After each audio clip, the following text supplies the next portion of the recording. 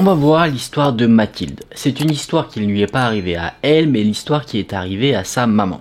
Sa mère, on va l'appeler Lorraine. Pour avoir un petit peu de contexte, l'histoire se passe dans une maison qui a été achetée par les grands-parents de Mathilde. Cette maison-là a été achetée à une autre famille qui, en soi, ne voulait pas se débarrasser de la maison. Ils ne vendaient pas la maison parce qu'ils voulaient bouger dans une autre ville ou pour des raisons professionnelles ou peu importe. Ils se débarrassaient de la maison pour des raisons principalement financières.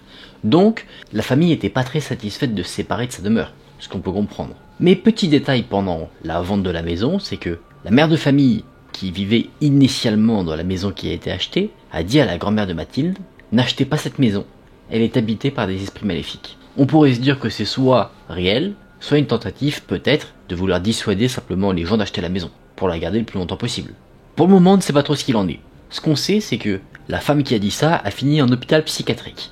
La vente se fait, les grands-parents de Mathilde emménagent dans la maison et tout se passe très bien pendant les premières années. À cette époque-là, Mathilde avait entre 4 et 5 ans, donc elle était petite. Et avec son frère, Mathilde avait l'habitude de passer des journées là-bas à jouer pendant que ses parents, à elle, travaillaient.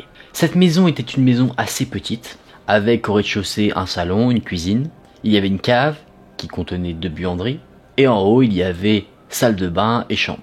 La maison était assez vieille, les meubles aussi, ça faisait assez années 50. Du coup, de base, la maison était un petit peu flippante. Du coup, quand Mathilde était petite avec son petit frère, elle avait l'habitude de jouer avec lui dans le salon. Des fois, il y avait des envies d'aller faire pipi. Et pour ce faire, il fallait monter à l'étage pour aller dans la salle de bain où il y avait les toilettes. Petite anecdote, vu que l'ambiance était assez flippante dans la maison, à chaque fois que Mathilde devait se rendre aux toilettes, elle appréhendait un petit peu le moment où elle allait devoir monter les escaliers parce qu'elle avait toujours l'impression que quelque chose de bizarre allait se passer. Elle avait l'impression, de ce qu'elle dit, que une sorte de monstre se cachait derrière les portes et qu'à tout moment il pourrait lui sauter dessus. Mais étonnamment, il n'y a pas que elle qui avait peur. Il y avait également son petit frère. Encore, c'est pas les seuls.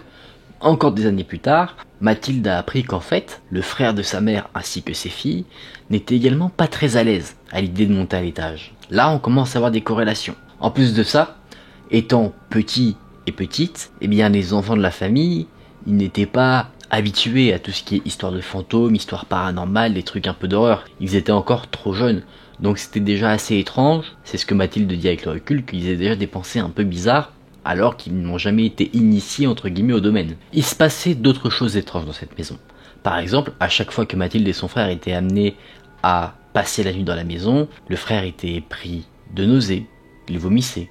Et c'était quelque chose qui se passait tout le temps. À chaque fois qu'il passait la nuit là-bas, il vomissait. Et ça n'arrivait que quand il se trouvait dans la maison des grands-parents. Jamais quand il se trouvait chez lui. Encore truc étrange, on peut se dire que ça commence à faire beaucoup, les grands-parents avaient un chien. Un chien qui n'est jamais monté à l'étage, non pas parce que c'était interdit, mais lui-même se refusait à ça. D'ailleurs, quand on essayait de le traîner en quelque sorte de force, il commençait à devenir limite agressif, à tel point il n'avait pas envie d'y aller. Là, on a tout le contexte autour de la maison. Maintenant, dans l'histoire en elle-même, on a une période où les grands-parents de Mathilde avaient pour habitude de partir de temps en temps 2-3 semaines en vacances. Et du coup, pendant cette absence, la mère de Mathilde, Lorraine, avait pour mission, si on peut dire ça comme ça, de venir pour arroser les plantes. Vous savez, rendre des services qu'on peut se faire quand une personne est absente. Arroser les plantes, prendre le courrier, ce genre de choses. À cette époque-là, Lorraine se levait assez tôt. Elle devait emmener ses enfants à l'école, dont Mathilde. Donc, avant de les déposer à l'école, elle passait devant la maison des grands-parents pour aller prendre le courrier et arroser les plantes. Sauf que, dans toute cette petite routine, Lorraine se refusait d'aller arroser les plantes en haut et en plus de ça, elle avait interdit l'accès à ses enfants. On est donc dans cette période où les grands-parents ne sont pas là et on arrive à une journée où c'est un jour férié, donc les enfants n'ont pas école. Donc Lorraine ne réveille pas ses enfants pour aller dans la maison des grands-parents, elle y va totalement seule. À partir du moment où elle est entrée dans la maison, elle a senti quelque chose d'étrange. Lorraine est quelqu'un qui a tendance à croire en son instinct et son instinct lui disait « monte à l'étage ». Et du coup, c'est ce qu'elle a fait. Arrivée en haut des escaliers, elle se rend compte que la chambre des grands-parents est ouverte. Là, on va commencer à avoir des problèmes. Déjà, ça faisait 1 semaine que les grands-parents étaient partis. De 2, les grands-parents sont des gens assez maniaques. Ils ne vont jamais laisser des objets traîner alors qu'ils sont amenés à partir quelque part. Leur maison sera toujours nickel. Lorraine se rend dans la chambre des grands-parents, elle se rend compte du coup que le lit n'est plus à la même place. Déjà là, quelque chose cloche. Normalement, il était bien posé contre le mur et là, il se retrouvait au milieu de la pièce. Les draps avaient été défaits comme si quelqu'un s'était endormi dedans. Du coup là le doute subsiste. On peut se dire que c'était comme ça naturellement. Comment le prouver, sachant que les grands-parents sont partis depuis une semaine, que personne n'allait à l'étage, personne n'a vérifié quel était l'état de la chambre avant le départ des grands-parents. Du coup, Lorraine, qu'est-ce qu'elle a fait? Elle a pris son téléphone, elle a appelé ses parents pour demander comment était agencée la chambre quand ils sont partis. Et les grands-parents ont confirmé que le lit était bien contre le mur. De plus, le lit avait été fait. Quand Lorraine dit à ses parents que tout n'est pas à la bonne place, sa mère lui dit de fuir les lieux immédiatement. Elle ne pense pas à quelque chose de paranormal. Pour elle, quelqu'un est rentré dans la maison et s'y trouve encore. Sauf que Lorraine, elle n'a pas écouté à 100% ce qu'a dit sa mère. Ce qu'elle a fait dans un premier temps, c'est remettre tout à la bonne place. Après ça, elle a quitté les lieux, elle est rentrée chez elle, elle a raconté au père de Mathilde, son mari, ce qui s'était passé. Et du coup, ils se sont dit un truc. Ils se sont dit, ok, on va voir ce qu'il en est. Demain, on y retourne. Le lendemain matin, le couple y va. Et là, il trouve encore une fois des choses assez étranges. La télé est allumée, les canapés sont sales comme si on avait marché dessus. Et à l'étage, le lit était encore au mauvais endroit et les draps étaient de nouveau dépliés. En plus de ça, il y avait de l'eau dans la douche, de l'eau dans les éviers, comme si en fait quelqu'un vivait dans la maison. Le couple est sorti de la maison et ils ont appelé la police. Naturellement, les grands-parents ont été appelés et également se posant quelques questions, ils ont décidé de mettre fin à leurs vacances plus tôt que prévu. La police a enquêté et ils ont fait quelques découvertes. Première découverte, c'est que les anciens propriétaires en fait ont omis, en tout cas on pense, de rendre les clés. C'est-à-dire qu'ils ont gardé en fait une deuxième paire de clés avec eux, ce qui leur permettait en fait de rentrer dans la maison comme ils le voulaient. La police pense qu'en fait ces anciens propriétaires surveillaient la maison et ils profitaient que les grands-parents s'absentent pour y pénétrer. Théorie s'ajoutant à cela, quand la mère de famille est venue dans la maison totalement seule, le jour férié, en fait la famille qui se serait infiltrée dans la maison aurait été surprise et elle se serait vite planquée, ou elle serait vite partie en tout cas, pour ne pas être démasquée. Donc ce qui fait froid dans le dos, c'est que alors que Lorraine se trouvait dans la maison, d'autres personnes s'y trouvaient, une ou plus, et qu'à tout moment, alors que ces personnes étaient cachées dans une pièce, ils auraient pu attaquer Lorraine et lui faire on ne sait quoi. Depuis, des mesures ont été prises, les serrures de la maison ont été changées, il ne s'est pas passé de nouveau d'événements similaires, mais les événements considérés comme paranormaux, eux, sont devenus de plus en plus violents. La personne qui m'a raconté ce témoignage m'a dit que j'aurais droit à une autre histoire pour détailler un peu plus cet aspect-là. Là, on est resté sur quelque chose d'assez concret. Mais là, du coup, un doute subsiste. Est-ce que, effectivement, les anciens propriétaires se sont infiltrés dans la maison ou alors est-ce qu'on a quelque chose de paranormal? Pour moi, j'ai plutôt tendance à penser que on a affaire à quelque chose de bien réel. On aurait affaire effectivement aux anciens propriétaires. Ça se tient, le fait qu'ils aient gardé une clé. Après, ce qui serait intéressant de savoir, alors peut-être que toi qui m'as raconté l'histoire, si tu regardes la vidéo, tu ne le sais pas. Peut-être que juste tu ne m'as pas mis dans le mail. Mais ce sera intéressant de savoir si ces anciens propriétaires sont restés dans le coin. Parce que si tu apprends qu'ils sont partis à 200 km, là ça peut être un peu plus tendu de penser que ce sont eux qui viennent s'infiltrer comme ça dans la maison. Et après, là où je suis en accord avec le fait que ce sont des personnes faites de chair et de sang, c'est que on a, je trouve, une utilisation en soi naturelle de la maison. On a des draps qui sont défaits, ok. Le lit qui est changé de place, ça, j'ai pas forcément d'explication. On peut dire que peut-être le lit a été placé là où l'ancien lit était mis, et du coup, juste parce qu'ils préfèrent que ce soit comme ça, ils ont fait les choses comme ça.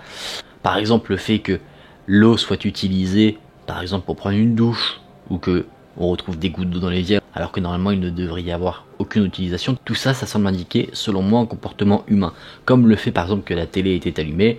Bon, un fantôme, il va peut-être pas s'amuser à allumer la télé comme ça pour se mater son match de foot. C'est mon avis. Pour moi, c'est quelque chose d'assez réel.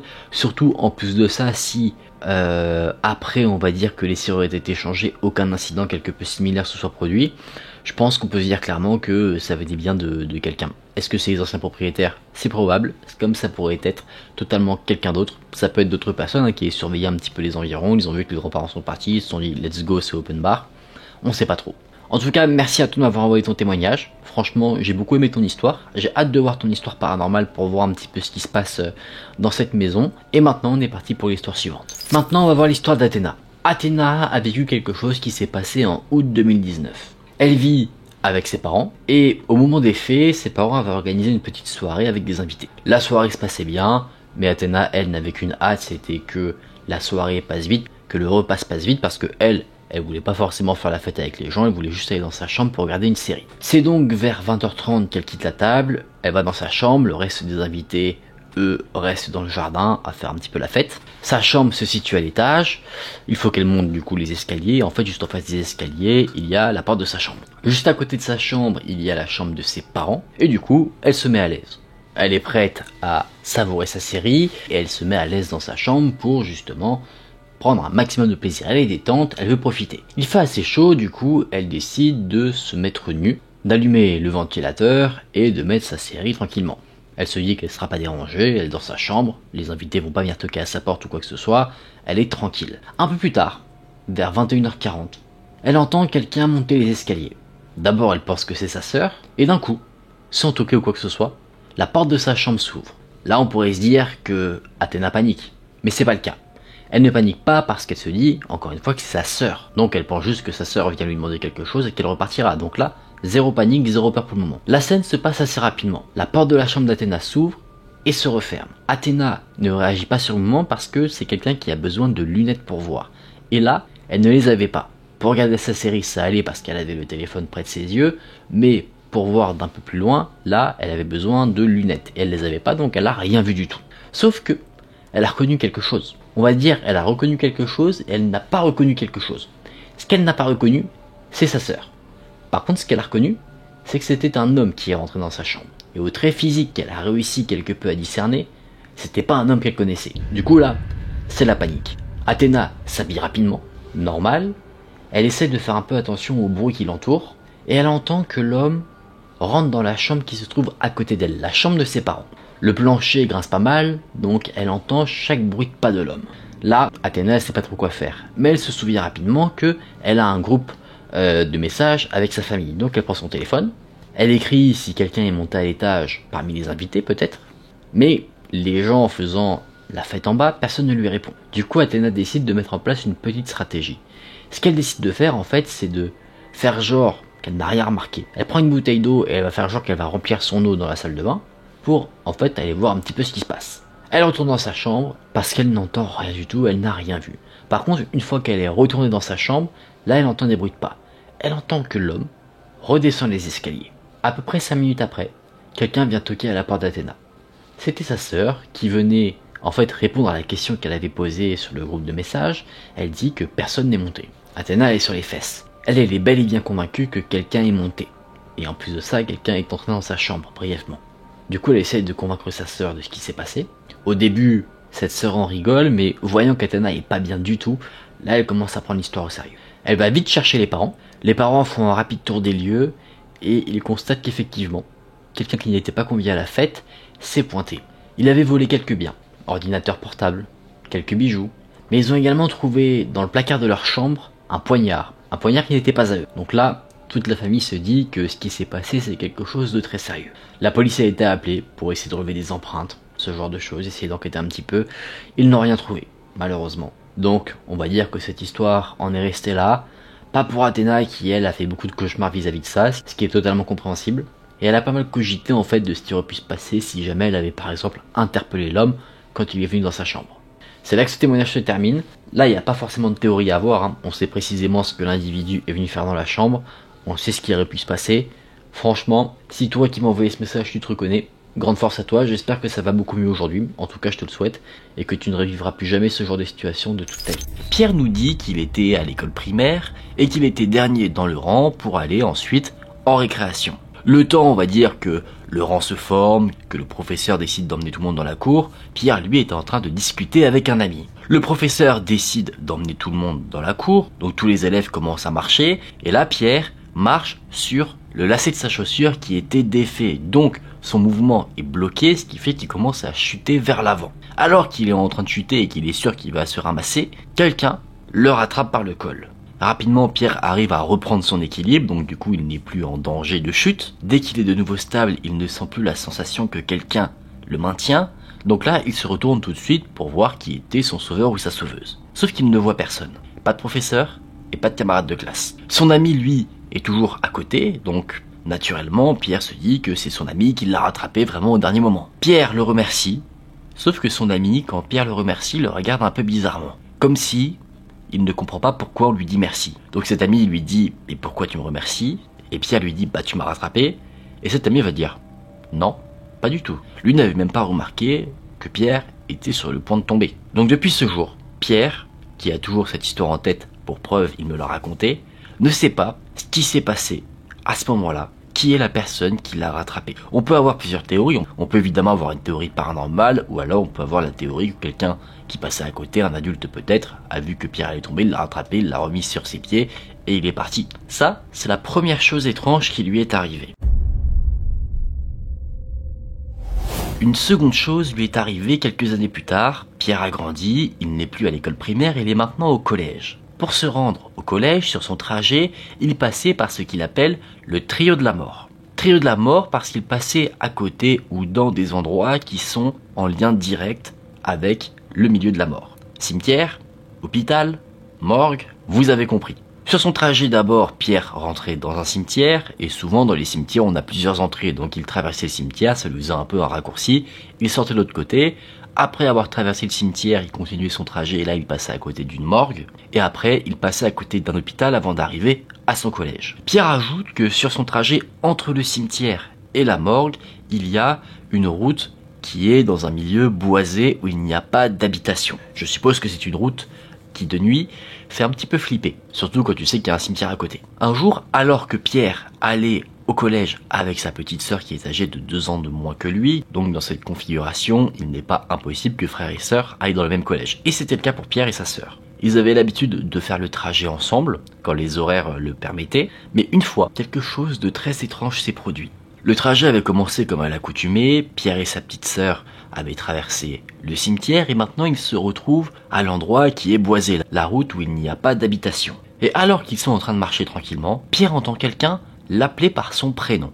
Mais il l'entend distinctement, comme si un ami était peut-être derrière et l'appelait pour qu'il l'attende et qu'ils fassent la suite du trajet ensemble. Sauf que Pierre ne voit rien. Mais alors qu'il allait regarder un peu autour de lui, ses yeux se posent sur le visage de sa sœur. Et le visage de sa sœur est très pâle. Elle a le regard fixé vers le trottoir d'en face et elle pointe ce qu'elle regarde du doigt et dit à Pierre de regarder. Pierre regarde dans la direction indiquée par sa sœur et il ne voit rien. Donc assez curieux, assez surpris, il va demander à sa sœur « Qu'est-ce que tu veux que je regarde ?» Et là, en bégayant, tellement la sœur est tétanisée, elle va lui répondre qu'il y a un homme qui a l'air d'avoir une 50aine d'années, qui est en sang de la tête aux pieds et qui l'appelle. Pierre repose son regard sur le trottoir, mais comme avant, il ne voit rien. Étant assez jeune et assez effrayé de ce que sa sœur lui a dit, il lui a pris la main et il l'a traîné en courant jusqu'au collège, parce que sur cette route-là, il n'y avait personne. Donc on peut comprendre que cette situation ait été quelque peu effrayante. Là, contrairement à la première histoire, on peut clairement penser à du paranormal, notamment avec le fait que cette histoire se passe dans cette fameuse zone à côté du cimetière un peu boisé. On peut immédiatement se dire que si un fantôme a été vu, c'est probablement quelqu'un qui réside dans le cimetière, sous l'une des tombes. Troisième moment plutôt étrange que notre ami Pierre a vécu. Il nous dit que dans sa chambre, à ce moment-là, au moment de cette troisième expérience, il avait un lit mezzanine, c'est-à-dire un lit en hauteur. C'est le genre de truc quand on est jeune qui peut être pratique parce que dans une chambre ça fait gagner de la place. Et il indique que il a une lampe de chevet qu'il peut allumer ou éteindre sans avoir besoin de descendre de son lit, ce qui est pratique. Il ajoute que dans la maison dans laquelle il vit, il y a du parquet dans le couloir à l'étage, mais également dans sa chambre. On sent venir le truc où le parquet va grincer. D'ailleurs, il dit que c'est un parquet assez sensible, et donc quand on pose les pieds dessus, ça fait du bruit. Une nuit, alors que Pierre dormait tranquillement, il se réveille. Il se réveille, mais il ne sait pas pourquoi. Peut-être que ça vous est déjà arrivé de vous lever alors que vous êtes fatigué, peut-être qu'un son vous a dérangé, peut-être que quelque chose a bougé, mais on ne sait pas quoi. C'est ce qui est arrivé à Pierre, et à peine après avoir ouvert les yeux, Pierre comprend pourquoi il s'est réveillé. Il entendait un bruit venant du couloir, et avec les bruits du parquet, il entendait que la personne en tout cas qui semblait être là, se rapprochait de sa chambre. Et ce qui était très bizarre, c'est que sa porte était fermée, il l'a fermée à chaque fois qu'il allait dormir, et il a entendu les bruits qui venaient du couloir aller dans sa chambre sans pour autant la porte de celle-ci s'ouvrir. Pierre a beaucoup de pression, il a peur, parce que les bruits commencent à se rapprocher assez nettement de son lit, mais Pierre a un instant de courage, il se dit ok, je vais regarder ce que c'est. Il allume sa lumière de chevet, et au moment où la lumière illumine la pièce, les bruits de pas sur le parquet s'arrêtent net. Et au moment où il a allumé la lumière, en plus de ça, la température de sa chambre a diminué. Vous savez, il n'avait pas un thermomètre pour checker la température de la pièce, mais au moment où il a allumé la lumière, il a senti une vague d'air frais remplir la pièce. Et c'est quelque chose qui est assez régulier de ce qu'il nous dit, même si le chauffage est mis, même si la cheminée est mise et réchauffe la maison, sa chambre est un endroit où plusieurs fois la température chute. Encore une fois, on peut penser que quelque chose de paranormal a frappé Pierre cette nuit-là. On va maintenant passer à l'histoire la plus récente. Cette histoire s'est passée il y a à peu près un an, quand Pierre avait 24 ans. Il était de passage chez sa mère, car depuis ses parents ont divorcé, et elle vivait au dernier étage d'un immeuble. C'était pas un immeuble super grand, c'était un immeuble de seulement 3 étages, et cet immeuble était assez sécurisé. Pour rentrer à l'intérieur, il fallait taper un digicode. Après ça, on traversait un couloir, on arrivait dans une cour, et dans la cour, on avait accès à différentes cages d'escalier, mais là, encore une fois, sécurité, on pouvait pas accéder à n'importe quelle cage d'escalier. Il fallait une clé. Donc par exemple, quelqu'un qui venait de la cage d'escalier A ne pouvait pas aller dans la cage d'escalier C, sauf si quelqu'un lui ouvrait la porte. Chaque cage d'escalier menait vers un immeuble différent, mais ils étaient tous constitués de la même manière. Il y avait 2 appartements par étage. Il y avait une lumière qui s'allumait automatiquement de par la détection d'un mouvement, et évidemment, avec ce système-là, la lumière ne s'allume que là où une personne est détectée. Et si quelqu'un est détecté à l'entrée de la cage d'escalier, la lumière s'allume, mais la lumière du 3e étage va pas s'allumer. Il faut que la personne arrive au 3e étage pour que la lumière de celle-ci s'allume. Et inversement, si quelqu'un sort de son appartement au 2e étage, la lumière va s'allumer, mais celle qui se trouve à la porte au rez-de-chaussée, pas du tout.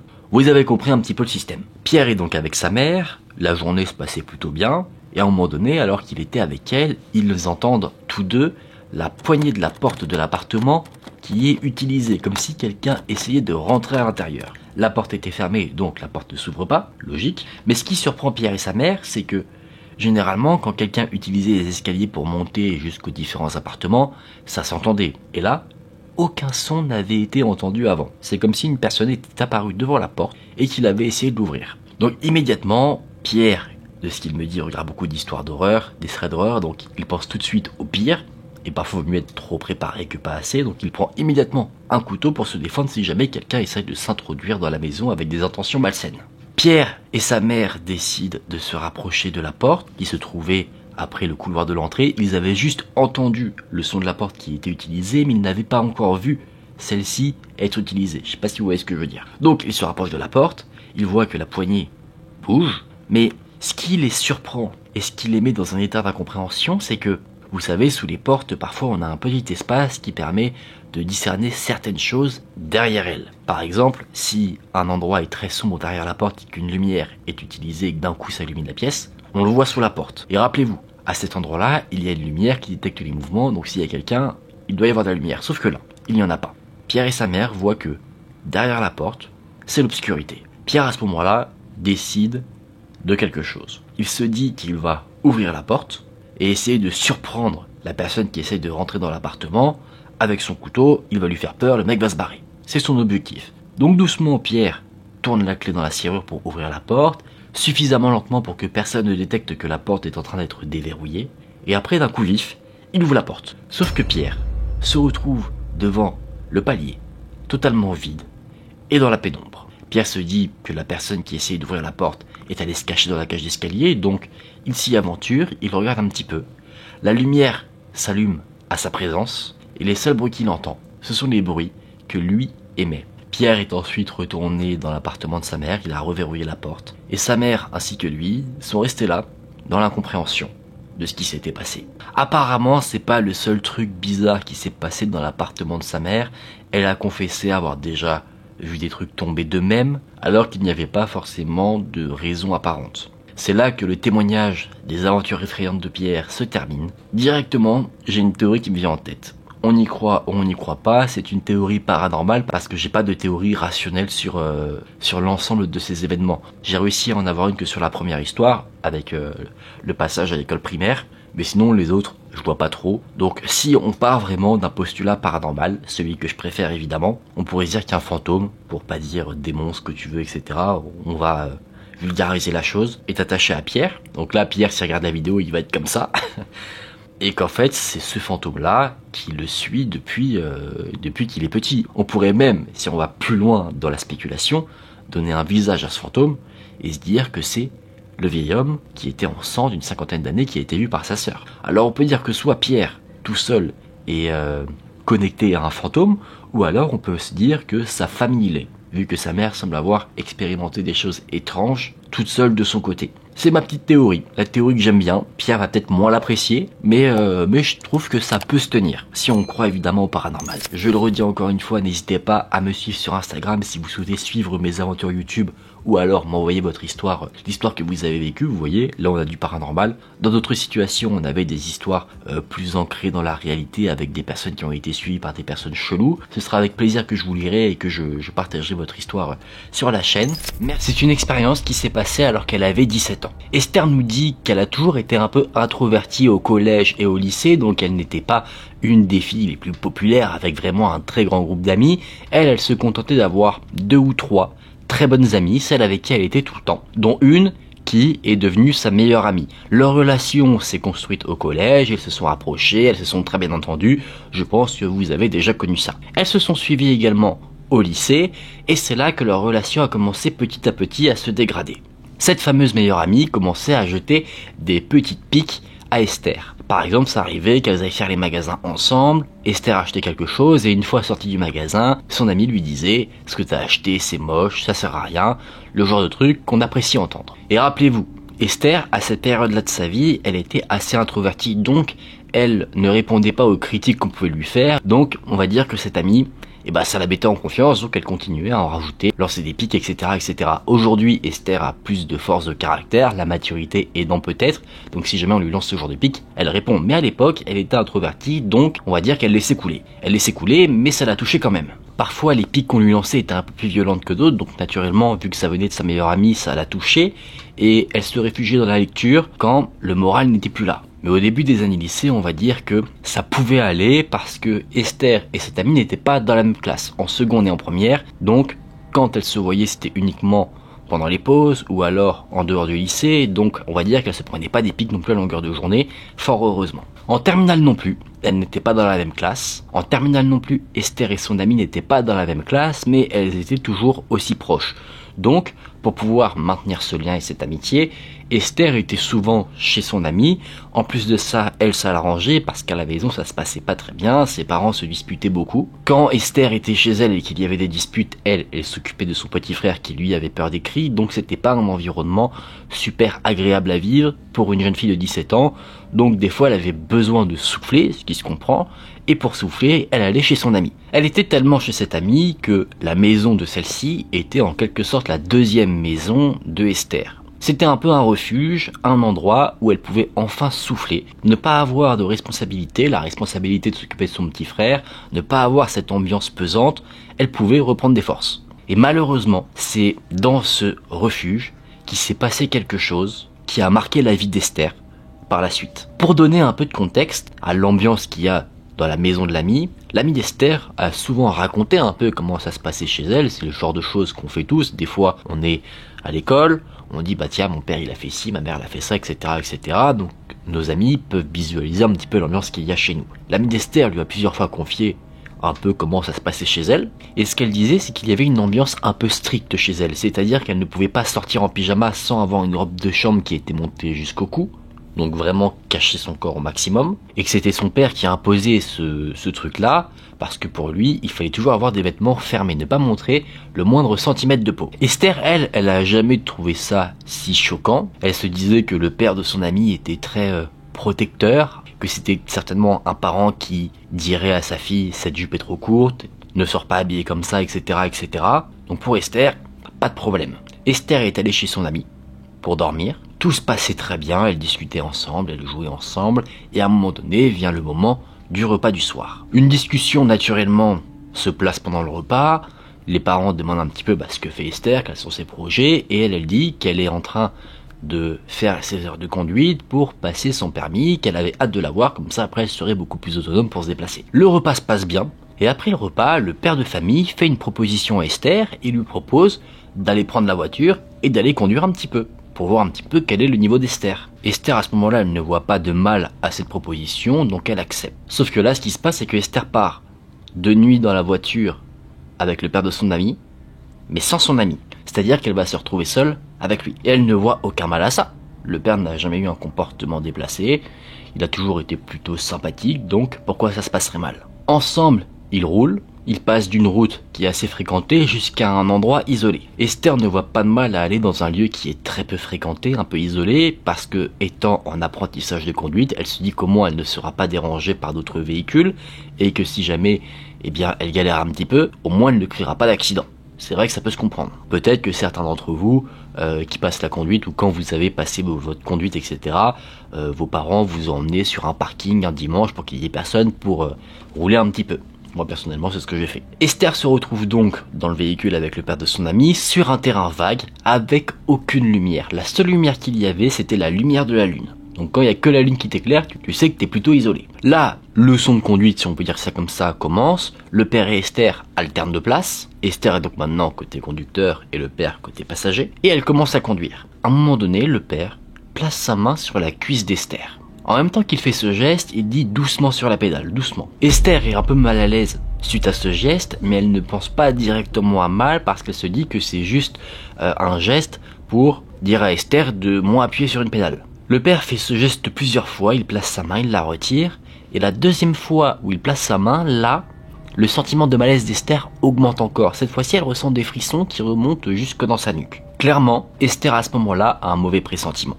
Donc elle se dit que la leçon de conduite, c'est terminé. Elle remercie le père de l'avoir fait conduire un petit peu, mais qu'elle est un peu fatiguée, donc de toute manière ça servirait pas à grand chose de continuer, et qu'elle préférait rentrer. Le père a été un petit peu insistant, dans le sens où il disait mais t'es sûr, tu veux pas continuer un petit peu, encore quelques minutes, etc. Mais à force, il accepte de rentrer à la maison.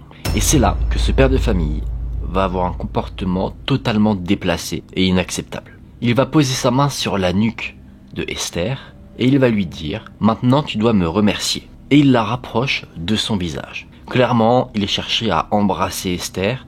Esther arrive à détourner le visage et à l'embrasser sur la joue. Elle dit qu'elle a fait un bisou comme si elle remerciait son propre père de l'avoir fait conduire. Intérieurement, Esther comprend qu'il y a quelque chose qui va pas, elle est paniquée. Après lui avoir fait un bisou sur la joue vraiment très furtif, vraiment très rapide, elle recule et le père, lui, renforce son emprise sur la nuque d'Esther et il la force à se rapprocher de nouveau. Et il dit encore. Esther l'embrasse sur l'autre joue et elle sent que le père essaye de la maintenir pour clairement l'embrasser sur la bouche. Esther trouve de la force pour le repousser et lui dire « Maintenant il faut qu'on rentre ». Dans la tête d'Esther, elle se dit que le père va tenter quelque chose. Elle est seule dans un endroit isolé, en pleine nuit. Si elle crie, personne ne peut l'aider. Donc pour elle, clairement, le père de son ami va abuser d'elle. Mais un miracle se produit. C'est que le père de famille n'en fait rien. Il alterne de place avec Esther et ils rentrent ensemble à la maison. On pourrait penser que le calvaire va s'arrêter ici, mais ce n'est pas le cas. Esther avait été invitée à rester dormir chez son ami, et bien évidemment qu'après ce qui s'est passé dans cette voiture, elle n'en a pas du tout envie.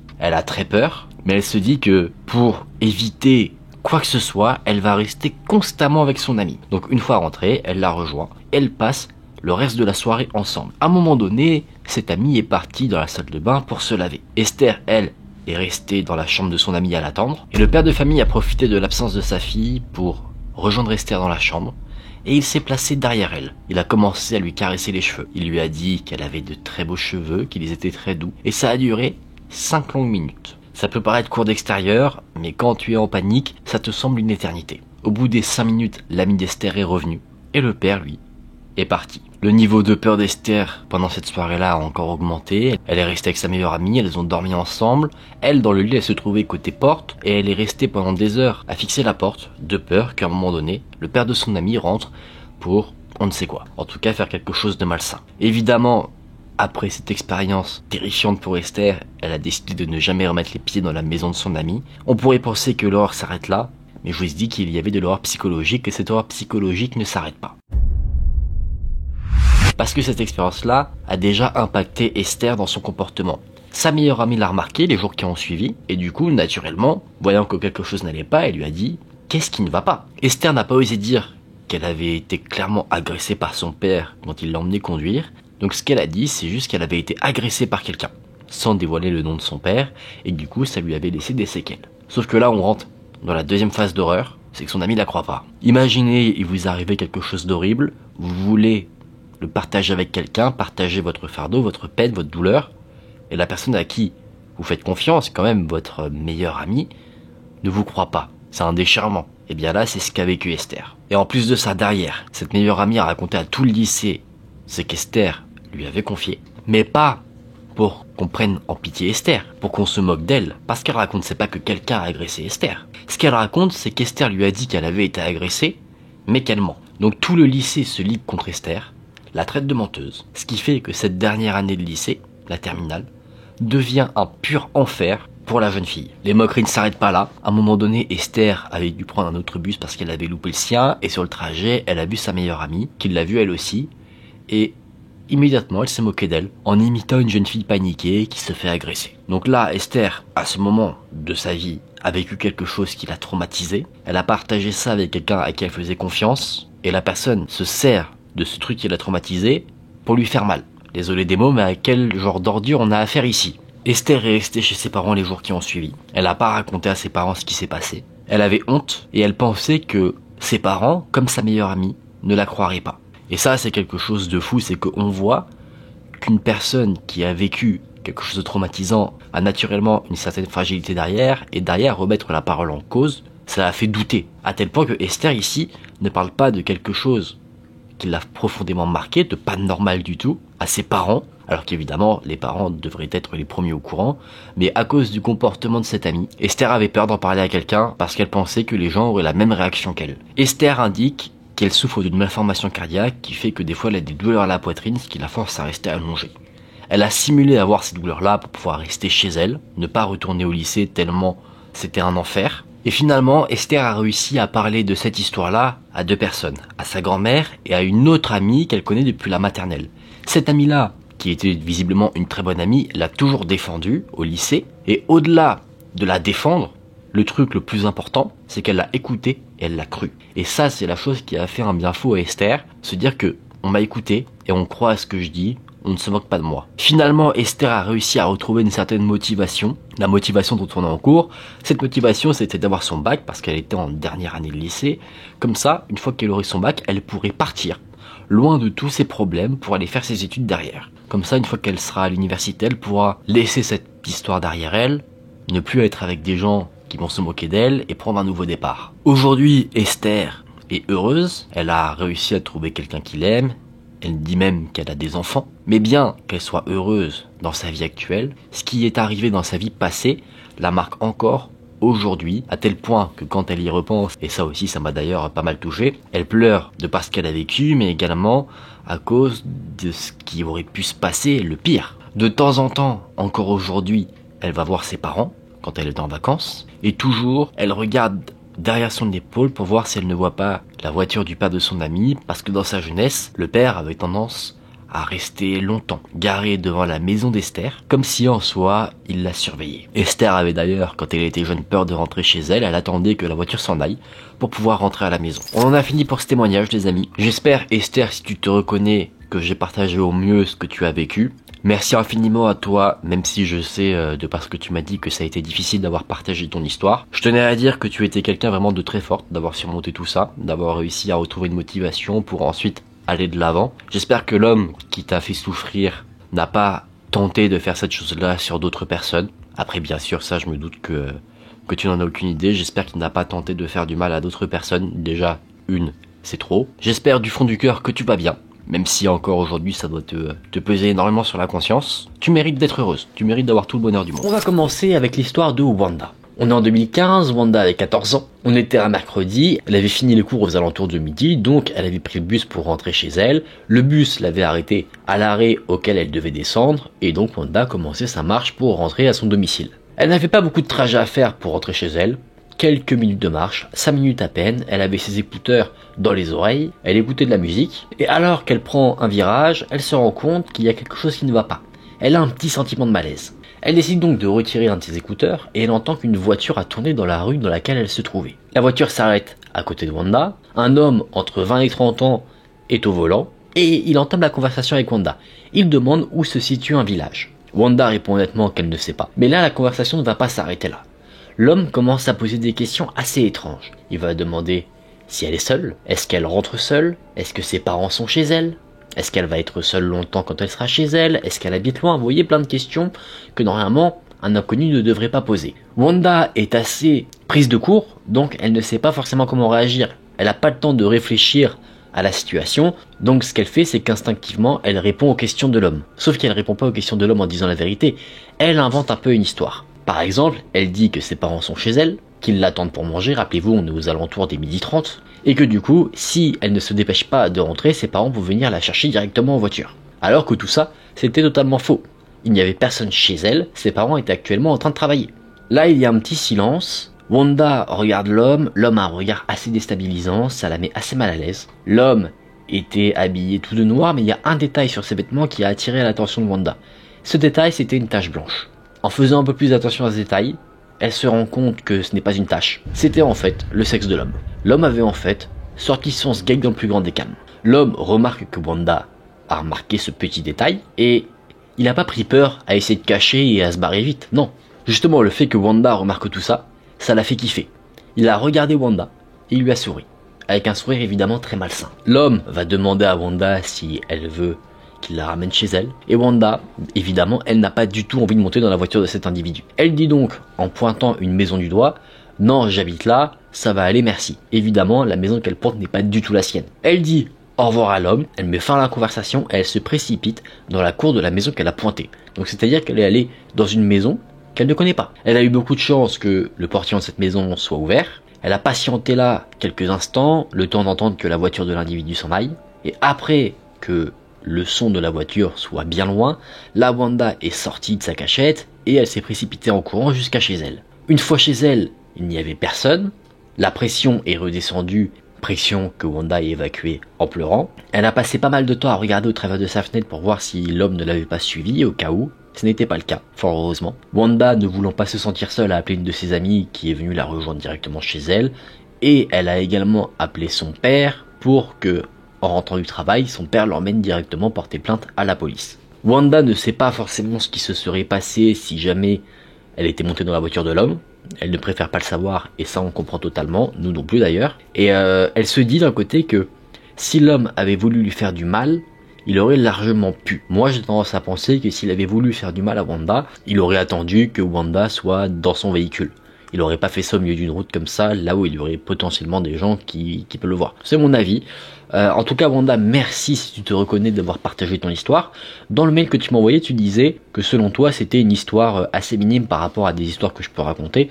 Il n'y a pas d'histoire minime. Toi, tu as cette situation-là qui t'a apeuré. Après, il n'y a pas de degré de ça fait plus peur que ça, etc., etc. Il n'y a pas un classement des situations. Donc, si toi, ça t'a effrayé, il n'y a que cette information-là à prendre en compte. Ça, je le dis pour tous ceux qui veulent m'envoyer des histoires. Ne vous dites pas mon histoire par rapport à ce qu'il peut raconter, que ce soit les threads Reddit ou d'autres histoires, elle fait pas forcément très peur. Si vous, ça vous a marqué, c'est tout ce qui compte. On s'en fout, il n'y a pas besoin que vous ayez été chassé par un mec avec un masque de clown et un couteau pendant 3 heures dans une rue et qu'en fait ce mec-là il faisait partie d'une secte qui tuait des jeunes enfants. Pas besoin, tant que vous, la situation vous a traumatisé, vous pouvez m'envoyer votre histoire, il n'y a aucun souci là-dessus. On passe maintenant à l'histoire suivante. On va voir là le témoignage de Merrick. Je l'ai pas précisé, mais tous les noms sont des noms que j'ai inventés, que j'ai sortis de ma poche. Cette histoire côtoie le paranormal. Merrick nous dit qu'il vit dans une maison qui se trouve dans une région qui était assez prospère au temps de la révolution industrielle. Donc, dans cette région-là, il y a pas mal de villes où notamment des mineurs travaillaient. Merrick, lui, vit dans une ancienne maison de maître. Sa maison a une certaine histoire parce que lors d'une des grandes guerres mondiales, il ne sait plus laquelle, un Allemand, un général, s'est installé dans sa maison. Et il y a eu des rumeurs, toujours, sur sa maison qui disaient que sa maison était hantée. Déjà, ces rumeurs étaient là quand le général allemand vivait dans la maison. On ne sait pas si le général est mort dans la maison ou pas, mais en tout cas, les rumeurs ont perduré après son départ. Il se trouve que Merrick a un chat pot de colle. Un chat qui est assez curieux, qui va toujours essayer de s'immiscer dans un placard quand on l'ouvre, dans un tiroir quand on veut prendre quelque chose. Il adore se faufiler dans des endroits. Il a cette curiosité de chercher un peu tout. En plus de ça, détail important, ce chat ne miaule quasiment jamais. Dans la maison de Merrick, sous l'escalier, il y a une porte. Une porte qui est cachée par un trompe-l'œil où derrière se trouve une sorte de pièce secrète. C'est là, généralement, que le père de Merrick met des objets de valeur, si jamais il part en week-end ou en vacances, ou en tout cas s'il veut mettre certains objets qui ne doivent pas rester à l'œil de tout le monde. Vous l'avez peut-être pas compris, mais du coup, le père de Merrick c'était Batman, et ça c'était l'entrée vers la Batcave. C'est pas vrai, c'est pas possible parce que Batman c'est moi. Du coup, ça arrive parfois que la porte de cette fameuse pièce reste ouverte, et du coup le chat il aime bien s'y aventurer. Une fois alors que Merrick était dans son salon, totalement seul dans sa maison, Merrick décide de se rendre dans sa chambre et du coup il passe par l'escalier et il se rend compte que la porte de la fameuse pièce secrète est ouverte. La porte ne peut pas être ouverte toute seule, c'est pas un courant d'air qui va l'ouvrir, il faut forcément qu'il y ait une intervention humaine. Merrick se dit donc quelque chose de simple, mon père ou ma mère a dû ouvrir cette pièce et il y en a un des deux qui a oublié de refermer la porte. Logique. Merrick décide donc de refermer cette porte, il regarde juste avant si le chat ne s'est pas aventuré dans la pièce pour pas l'enfermer, il n'y est pas, du coup il ferme la porte. Merrick se retourne et là, juste devant lui, au sol, se trouve son chat, qui lâche des petits miaulements, mais des miaulements de peur. Vous savez, le chat est assez sur ses gardes. Merrick n'a pas réagi parce que c'est un chat qui est un peu peureux, donc il se dit qu'il n'y a rien forcément d'anormal à ça. Merrick caresse un petit peu son chat, il se dit que probablement le chat a eu peur des bruits de la porte quand lui l'a refermé, sauf que là Merrick a eu des frictions dans tout son corps quand il entend les portes de l'étage qui grincent.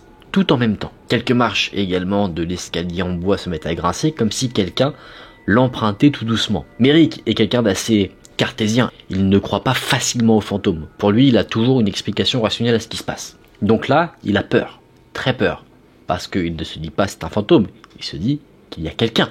Mais il se dit attends, je suis dans une région un peu paumée, qui viendrait ici? Donc, Merrick décide de ne pas s'assurer de ce qu'il y a, il prend son chat sous le bras, et il est parti. Il ne voulait pas remettre un pied dans la maison tant qu'il était seul. Bon, au bout d'un moment, le temps passe, il se dit, je vais quand même rentrer chez moi. Merrick revient avec son chat, il le repose sur le sol, et le chat, là, il était tout de suite moins stressé. Voulant voir s'il s'est passé quelque chose dans son absence, Merrick décide donc d'aller inspecter l'étage, là où il avait entendu les bruits de portes qui grincent. Il n'y avait rien de bizarre, tous les objets étaient à leur place, rien n'était cassé, rien n'avait été volé, et c'est tout pour cette histoire. Pour lui, encore une fois, il a du mal à croire au paranormal, il pense que peut-être la maison est vieille et qu'elle fait simplement des bruits étranges, mais y aurait-il une autre explication? Possible. Dans ton mail, Merrick, si tu te reconnais, tu me demandais ce que j'en pensais. C'est compliqué de donner un avis, je trouve, avec les éléments qu'il y a là. Ce qui serait intéressant à savoir, c'est est-ce que tes parents ont déjà expérimenté des choses, pas forcément similaires, mais des choses un peu inexplicables comme ça. Comme ça pourrait un petit peu aiguiller sur ce que pourrait dire. Là, tu peux te dire, oui, ça pourrait être du paranormal dans le sens où moi-même, je vois pas d'explication comme ça au bruit. Après, bon, je suppose que s'il y avait des détails comme quoi tu avais laissé les fenêtres ouvertes, ce genre de choses, tu l'aurais dit. Mais bon, je vais te faire toutes les théories un peu possibles que moi j'ai en tête. Ça peut être courant d'air, vu que tu sembles être dans une région qui semble être assez rurale. Peut-être un autre animal, ça peut arriver, hein, dire chez moi, pas à Paris, mais dans la maison de mes parents, ça arrivait des fois qu'un chat, il vienne squatter la maison comme ça, un chat qui ne t'appartient pas. Hein. Peut-être qu'il y a eu ça, un animal, et que c'est pour ça que ton chat a pris peur d'ailleurs, parce qu'il a senti l'animal et il aimait pas ça. C'est quelque chose qui pourrait être envisageable. Après, la théorie la plus simple, c'est de partir sur du paranormal, parce que tu te dis c'est paranormal, ça s'explique pas, boum, c'est réglé. Après voilà, il faudrait plus d'infos pour vraiment valider cette théorie-là. Est-ce que ce genre de choses s'est déjà passé, je sais pas, du point de vue de ton père ou de ta mère? Mais en tout cas, c'était une histoire vraiment très intéressante. Je comprends totalement que tu es pas mal flippé. J'espère que t'as pas revécu de situation à peu près similaire après tout ça. On va voir pour ce premier témoignage, celui de Alice. Alice avait 17 ans au moment des faits, elle traînait avec une amie qui avait 16 ans, et au moment des faits, elle allait à pied alors que la nuit était en train de tomber au McDo pour se faire un petit resto tranquillou. Alors qu'elle était sur le trajet pour aller au McDo, à un moment donné, elle arrive avec son amie sur le parking. Sur le parking, elle remarque comme ça innocemment une camionnette blanche, mais elle n'y prête pas attention. Les deux amis vont donc ensuite au McDo, et pendant tout ce temps, Alice voit du coin de l'œil que cette camionnette blanche qui est occupée par un homme ayant entre 30 et 40 ans ne bouge pas. On peut se dire déjà à ce moment-là que peut-être l'homme a pris à emporter, il mange dans sa voiture, peut-être qu'il attend, peut-être qu'il dort, mais en tout cas, on ne pense pas directement à mal.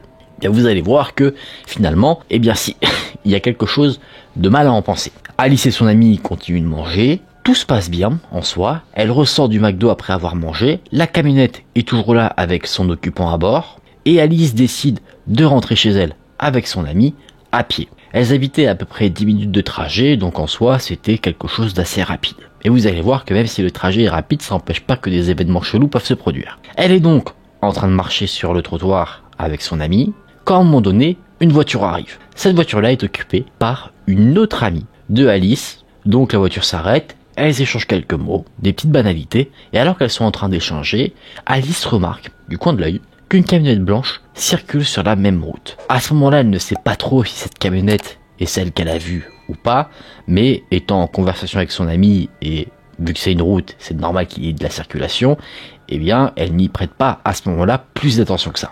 La conversation entre la personne à bord de la voiture et Alice se termine, et Alice et son ami reprennent la route à pied tranquillement pour rentrer. Sauf qu'à un moment donné, sur le trajet, Alice et son ami tombent sur la camionnette qui est garée un peu plus loin. La fameuse camionnette blanche qu'elles arrivent à apercevoir au loin, mais juste avant celle-ci, il y a un homme. Et un homme qui les regarde, pantalon baissé, et qui est en train de se faire un plaisir très malsain comme ça dans la rue, en regardant les deux jeunes filles. Alice, choquée par ce spectacle, ne sait pas comment réagir, c'est normal, c'est quelque chose d'assez surprenant. Du coup, en fait, la première chose qui lui vient, c'est de rigoler, mais c'est pas un rire où elle se moque, c'est un rire de malaise. Alice nous dit qu'elle a habituellement un caractère bien trempé, qu'elle n'hésitait pas normalement à rentrer dans le tas si jamais on l'embêtait, mais dans cette situation-là, elle était tellement surprise et malaisée par la situation que son caractère bien trempé, là, il n'est pas ressorti. Elle a totalement été prise par surprise. En plus de ça, il y a d'autres pensées qui lui viennent en tête. Elle se dit, cet homme, il est plus vieux que nous, peut-être qu'il est armé, peut-être même qu'il n'est pas seul. Du coup, elle attrape son ami par le bras et elle crie, cours. Elle commence à reprendre la route en courant, sauf que là, le problème, c'est que la route était en montée, donc c'est facilement épuisant, on va moins vite. L'homme, lui, remonte son pantalon et il commence à leur courir après. Là, une petite course-poursuite s'entame. Alice et son ami prennent une intersection pour ne plus être visible par l'homme, et une fois que l'homme est en train de leur courir après mais qu'il n'a plus Alice et son ami dans son champ de vision, là Alice prend son ami par le bras de nouveau et elle la tire dans un jardin du voisinage non loin de chez elle. Là les deux jeunes filles restent cachées, elles attendent quelques instants, elles essayent, bien qu'essoufflées, de masquer leur respiration pour que l'homme ne les retrouve pas, mais fort heureusement elles ne le voient plus, comme si l'homme avait perdu leurs traces. Plutôt que de reprendre la route ensuite à pied, Alice et son ami attendent encore quelques minutes et Alice décide d'appeler son père au téléphone pour qu'il vienne la chercher. Elle ne lui raconte pas tout de suite ce qui s'est passé, elle dit « Viens avec nous chercher à tel endroit, je te raconterai quand tu seras là ». Le père, quelques minutes après, est venu à toute allure, il a récupéré les deux jeunes filles, et quand Alice lui a raconté ce qu'elle avait vécu, là le père voulait carrément en découdre avec le mec, donc il a fait, avant de déposer Alice et son ami en lieu sûr à la maison, un petit tour du voisinage pour voir si jamais il n'arrivait pas à remettre la main sur l'homme. Malheureusement, il ne l'a pas trouvé, donc il a ramené l'ami d'Alice chez elle et il a ramené Alice en sécurité à leur domicile. La police a été prévenue de l'incident, elle a assuré qu'elle ferait des rondes pour essayer de retrouver cet homme si jamais il cherche à récidiver son geste. Et quelques jours plus tard, Alice va recroiser cette fameuse camionnette blanche qui semble appartenir à l'individu avec un comportement malsain. Sauf que là, la pression qu'Alice avait est redescendue et son idéal à ce moment-là, c'est de se faire justice elle-même. C'est pas forcément une très bonne idée parce que tu te dis c'est pas vite dégénéré, mais du coup, sur le parking du McDo, elle revoit cette camionnette, elle va à la fenêtre côté conducteur pour confronter l'individu, sauf que là, il n'y a personne à bord. Alice est repartie. Pendant quelques temps quand même, elle revoyait cette camionnette sur le parking du McDo. Elle n'a jamais pensé à prendre la plaque d'immatriculation. Après, quand on vit ce genre de situation, il y a des choses en soi auxquelles on ne pense pas forcément. Moi, personnellement, je pense pas, même si c'est sûrement une chose à faire, que ce soit la première chose que j'ai à l'esprit si jamais je vis ce genre de truc. Le temps a continué à passer, de quelques semaines à peu près, et là, la camionnette a disparu. Et Alice, elle, ne l'a plus jamais revue. Elle avait parlé de cette situation à sa sœur, qui au moment des faits était un peu plus âgée qu'elle, elle avait 20 ans, et elle admet elle aussi avoir vu cette camionnette à l'époque, qui était occupée par deux personnes. Apparemment, ces deux hommes l'avaient abordée, l'invitant à monter à bord de la camionnette, chose qu'elle avait refusée. Aujourd'hui, bien que plus âgée et n'ayant pas eu de dommages physiques, Alice dit que elle a toujours un trauma psychologique, que maintenant elle a une méfiance de nuit, qu'elle fait toujours très attention, et elle a aussi peur que ces individus n'aient jamais été arrêtés et qu'ils fassent ce qu'ils faisaient dans d'autres villes et qu'ils cherchent à enlever ou à agresser d'autres jeunes filles qui n'auraient peut-être pas forcément le même caractère qu'elle, des personnes qui peut-être seraient plus naïves, qui auraient accepté d'aller dans leur camion si on leur proposait. Donc bien que certes il n'y a pas eu de traumatisme physique, c'est quelque chose qui a marqué Alice et qui la marque en soi encore aujourd'hui. En tout cas, je vais t'appeler Alice. Si jamais tu te reconnais avec ce témoignage, je te remercie de me l'avoir envoyé. J'espère que c'est pas quelque chose auquel tu penses trop souvent.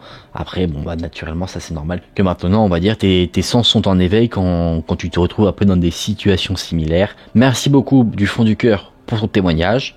J'espère que je l'ai retranscrit au mieux. J'espère que ceux ou ces individus ont été arrêtés. Après, en tout cas, tu as la bonne réaction à la réaction de la fuite. Parce que si jamais il y avait eu confrontation, qui sait ce qui aurait pu se passer. Ça se trouve, quand la personne était en train de se faire du bien dans la rue, peut-être qu'il y avait une autre personne cachée dans la camionnette ou ailleurs, et que s'il y avait eu confrontation, cette personne-là serait sortie et vous aurait fait on ne sait quoi. En tout cas, fort heureusement qu'il ne soit rien arrivé d'autre que ce trauma psychologique qui est sûrement pas évident. Je t'envoie beaucoup de force et on va passer maintenant au témoignage suivant. On va voir le témoignage maintenant de Maud.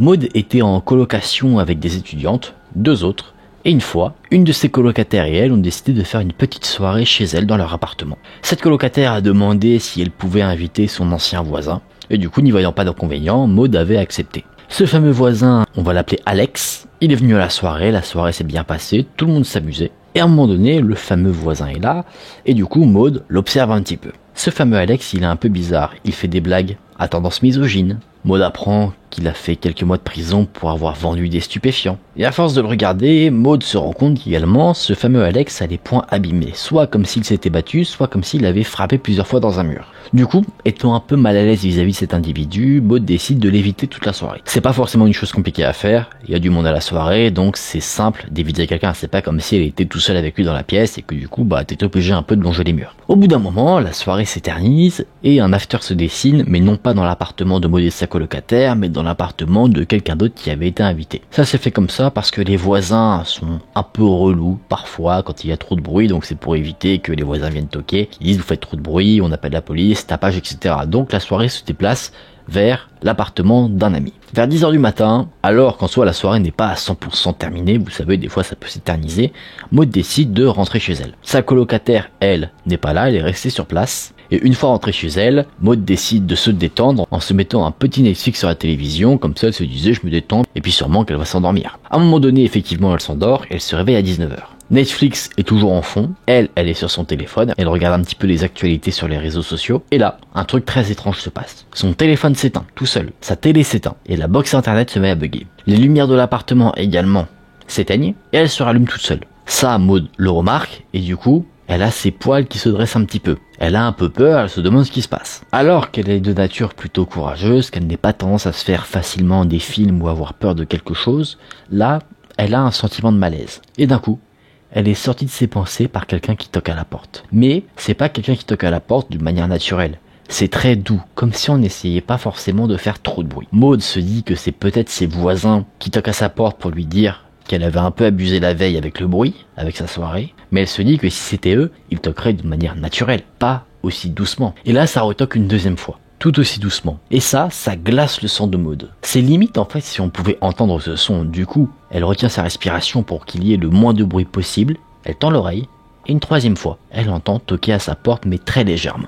Elle se demande qui peut taper comme ça à sa porte, du coup elle se lève, et elle décide d'aller voir au travers du Judas qui ça peut être. Elle ne voit pas qui c'est, parce que le hall qui se trouve derrière la porte, là où il y a le couloir, est éteint. Du coup elle demande, oui, qui c'est? Il n'y a aucune réponse, simplement le silence. Elle remonte une deuxième fois, une troisième fois, mais toujours rien. Ayant de plus en plus peur, elle décide de s'assurer que sa porte est bien fermée à clé. C'est le cas, mais du coup son trousseau de clés fait un petit bruit. Et là, au moment où le bruit de son trousseau se termine, ça refrappe à la porte, et là, elle entend une voix d'homme. Une voix d'homme qui dit « C'est Alex, ouvre-moi s'il te plaît ». Encore plus mal à l'aise, Maud dit qu'elle est en pyjama, qu'elle va aller se coucher, que sa coloc n'est pas là, qu'elle est donc seule, et que du coup, elle n'ouvrira pas la porte. Là, Maud est partagée entre deux sentiments. Un sentiment de malaise par rapport à tout ce qui se passe, et un sentiment de culpabilité. Parce qu'elle se dit « Je l'ai vu hier, on a fait une soirée ensemble, je pourrais le laisser rentrer et pas le laisser sur le pas de la porte ». Sauf que, elle a très bien fait en fait, de ne pas ouvrir. Vous allez voir pourquoi. Au moment où elle a dit à Alex qu'elle n'ouvrirait pas la porte, elle entend Alex mettre des coups dans la porte, ce qui semble être des coups de pied, et du coup elle comprend qu'il est très énervé, ce qui n'a plutôt aucun sens. Il commence à taper de plus en plus fort sur la porte, à plusieurs reprises, et du coup naturellement, là, Maud, elle est pétrifiée. En plus, elle a peur que la porte cède parce que ce sont pas des portes un peu blindées, ce sont pas des portes récentes qu'il y a dans son immeuble. En soi, si on tape vraiment très fort sur la porte au bout d'un moment peut céder et s'ouvrir. Maud va vite chercher son téléphone, elle veut appeler la police, sauf qu'elle ne l'a jamais fait, de 1, elle n'a jamais été confrontée à la police, et de 2, elle a peur, donc en fait elle a plein de pensées qui se bousculent, et du coup elle a du mal à retrouver le numéro dans sa tête. Finalement, elle arrive à composer le numéro, et à appeler la police. Elle explique ce qui s'est passé, et l'opérateur qu'elle est en ligne, il comprend vite le danger, parce que même lui, à l'autre bout du fil, il entend Alex frapper à la porte. Du coup, il lui dit qu'il envoie une patrouille, qui sera là rapidement. Il lui dit également de fermer les volets et d'aller s'armer d'un couteau au cas où et de se planquer. C'est ce que fait Maud. Elle a toujours aussi peur, elle se met dans un coin de la pièce et au bout de quelques minutes, des minutes qui semblent quand même durer bien longtemps, il n'y a plus aucun bruit. Elle se dit que peut-être Alex est parti, qu'il a entendu l'appel à la police. Elle décide donc de se rapprocher de la porte pour voir si effectivement il est parti ou pas. Elle regarde au travers du judas de nouveau et là, la lumière du couloir est allumée. Elle voit donc Alex qui regarde le trou de l'autre côté de la porte comme s'il la regardait fixement droit dans les yeux. Comme si en soi il savait que Maud était derrière et qu'elle le regardait. Il regardait là, avec un regard froid. Maud dit qu'elle n'a jamais ressenti autant de haine dans un regard. Et là elle voit que il fait quelque chose d'incompréhensible. Il met son doigt sur sa bouche comme s'il disait à quelqu'un de se taire. D'un coup, Maud comprend quelque chose de terrible. Alex n'est pas seule. Elle entend également la porte du hall s'ouvrir et se refermer. Alex se retourne sereinement vers l'escalier derrière et il fait le même signe. Elle comprend donc qu'avec Alex, il y a soit une, soit 2 personnes en plus. Une personne se trouve dans l'escalier et une autre se trouve cachée au niveau du bas de la porte de l'appartement de Maud pour ne pas être vue au travers du judas. Très certainement qu'en fait Alex voulait mettre en confiance Maud, qu'elle ouvre la porte et que la personne en bas de la porte, elle allait la bloquer pour qu'elle ne puisse pas refermer et que tout le monde puisse rentrer dans son appartement. Maud, qui est encore apeurée, dit à Alex que la police a été appelée et qu'il ferait mieux de partir. Alex lui a répondu d'une manière assez énervée, il l'a insulté et il a recommencé à frapper à la porte d'entrée de l'appartement de Maud. Maud, qui est encore plus apeurée parce qu'elle se trouvait encore à côté de la porte quand Alex la frappe, se précipite dans la chambre de sa colocataire et se cache dans un placard. Elle avait toujours son couteau dans la main, elle a attendu environ une quinzaine de minutes, en tout cas c'est ce qu'elle pense parce que le temps semblait très long, et puis à un moment elle a entendu sonner à son interphone. Elle est allée voir, et fort heureusement cette fois-ci c'était la police. Elle a attendu qu'elle voie les hommes de police devant sa porte d'entrée au travers du judas pour leur ouvrir. Alex, lui, avait disparu, et du coup les policiers ont fouillé l'immeuble et un peu les alentours, mais Alex n'était plus là. Les agents de police ont rassuré Maud, elle leur a transmis une photo de la soirée de la veille où on voyait Alex en arrière-plan pour qu'ils aient une idée de à quoi il ressemble pour l'appréhender si jamais. Et du coup la police est partie en disant de rappeler si jamais Alex se représentait. Après ça, Maud était limite au bord du malaise parce que elle n'avait jamais eu autant d'adrénaline, un rythme cardiaque aussi élevé, au point qu'elle en a carrément vomi. Pour vous dire à quel point ça l'a pris aux tripes. Pendant 3 jours après, elle n'a même pas dormi, tellement elle était stressée, traumatisée de par la situation et en plus de par la peur qu'elle ne se reproduise. Et anecdote qu'elle ajoute plutôt relou, c'est qu'elle en a parlé bien sûr à sa colocataire de tout ça, parce que cet individu était l'ancien voisin de celle-ci. Et cette colocataire ne l'a jamais cru, parce que elle en a parlé au fameux Alex, et Alex lui a dit qu'en fait lui était juste passé pour charger son téléphone. Seconde anecdote liée à quelque chose que Maud a partagé dans son histoire, mais en soi qui n'a pas de lien direct, mais peut-être que si, c'est que elle pense peut-être que le sorte de bug qu'il y a eu avant l'incident, c'est-à-dire les lumières qui s'éteignent, son téléphone, etc., était un message. Un message qui est plutôt un avertissement de l'au-delà, parce que quelques mois plus tard dans ces événements, Maud a malheureusement perdu sa tante. Donc elle se dit que peut-être c'était un avertissement de sa part pour la protéger, non pas d'une manière directe, mais d'une manière indirecte. C'est-à-dire qu'en fait, en lui faisant peur de cette manière, elle aurait été beaucoup plus vigilante à certaines choses, alors que si jamais, par exemple, il ne s'était rien passé et que Alex avait frappé à la porte, c'est possible que Maud, n'étant pas, on va dire, sur ses gardes, aille ouvrir la porte totalement naïvement. C'est là que son témoignage s'arrête. Maud, si tu te reconnais, merci beaucoup de ton partage. Je trouve que c'est une histoire vraiment horrible. Il y a des aspects assez intéressants sur la fin, enfin sur la partie paranormale. Ça, c'est le genre de truc que je trouve assez intéressant. Si, bon, on n'aura pas de preuves formelles concernant tout ça, mais si jamais réellement c'est le cas, qu'on ait essayé de te prévenir qu'il se passait quelque chose, ça je trouve que c'est totalement incroyable. En tout cas, c'est une bonne chose que ce soit arrivé comme ça. Toi, tu étais sur tes gardes et après tu as évité le pire, parce que comme toi-même tu le dis dans ton mail, c'est vrai qu'on ne sait pas quelles étaient les intentions de Alex et des autres personnes. On ne sait pas combien ils étaient. Toi, tu supposes entre 1 et 2. En plus d'Alex, ça se trouve ils étaient beaucoup plus. Ça, on ne sait pas. On ne sait pas non plus qu'est-ce qu'ils avaient prévu. Est-ce qu'ils voulaient juste cambrioler? Est-ce qu'ils voulaient t'agresser ou quoi? Ça, on ne le sait pas. Et d'un côté, j'ai envie de dire, fort heureusement.